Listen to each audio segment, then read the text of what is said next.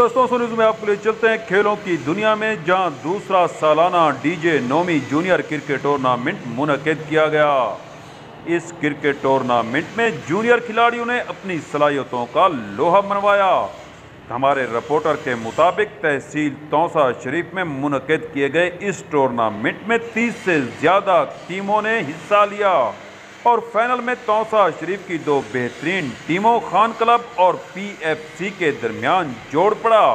Khan club ने एक बेहतरीन मुकाबले के बाद ये फतह अपने नाम पर समेट ली।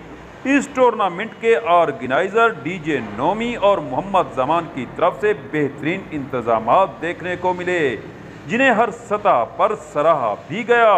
फाइनल तकरीब के मेहमान खसूसी senior sports incharge Ahmed property linker जनाब जुल्फकार अहमद, एडी खान लाशारी, रिजवान डुमरा ने इनामात तकसीम किए। बेहतरीन टीमों बेहतरीन खिलाड़ियों में मेहमान खसूसी की जानिब से इनामात तकसीम किए गए। इस मौका पर ऑर्गेनाइजर डीजे नोमी और मोहम्मद जमान ने तौसा न्यूज़ से गुफ्तगू करते हुए कहा, खेल न सिर्फ इंसान की सेहत के लिए बल्कि उसे चाको चौबंद रखने के लिए भी बेहतरीन सरगर्मी है।